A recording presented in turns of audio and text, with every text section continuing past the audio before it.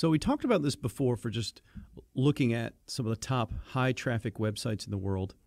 And so I'm looking here at the global top 500 list here on Alexa, which we've kind of already talked about.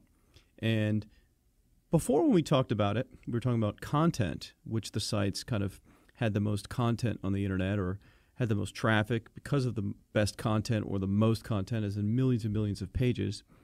But if we also look at this list, we'll find a lot of software-driven sites. MySpace, Facebook, Blogger, this Orkut. A lot of these are getting so much traffic because of some type of software. So you can, of course, come in here and look on your own and see that so many of them are driven by software, probably 30% maybe. A lot of them have to do with hosting photos and other types of media, like this Image Shack here is a big one. You've probably heard of Photo Bucket, and of course Flickr. There's a bunch of them out there that have to do with letting people upload all different types of media files. But software is very, very powerful, and it can drive a lot of traffic, which we've been talking about. So if you just come here and you look at some of the global top traffic lists, you'll get some ideas.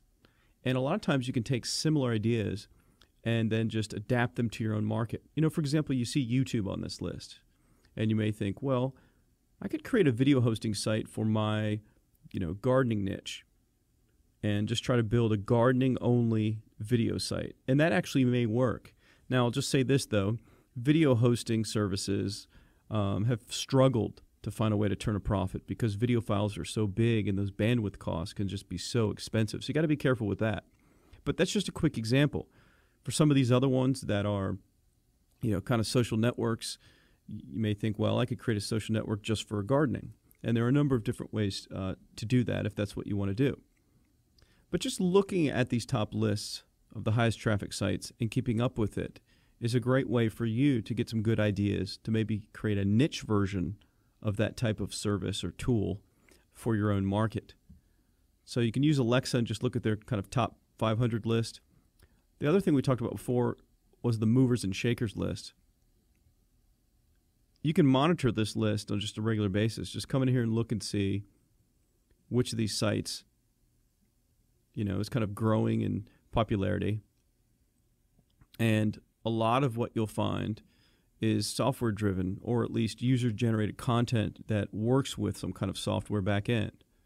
Like, for example, this one here, Blog of Humorous Images. This might be some sort of blog that someone set up where other people can submit images. So all the work is being done automatically. It's not really someone writing a bunch of content. The users are just uploading photos.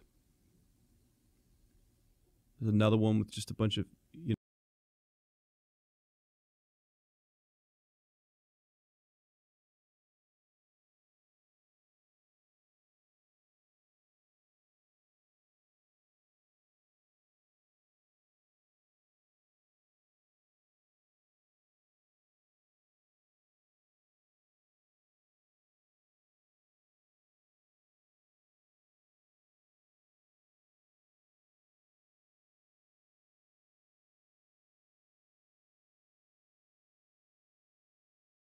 look at this mover and shakers list and keep track of that, and you can kind of get some ideas.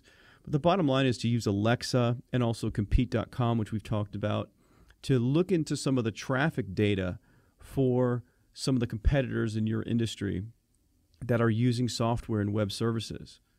Just because they have some kind of software-based thing doesn't mean it's working. So you want to look into the traffic data and kind of see what kind of traffic numbers they're getting to even see if it's worthwhile for you to kind of do something similarly or to actually make something that's better.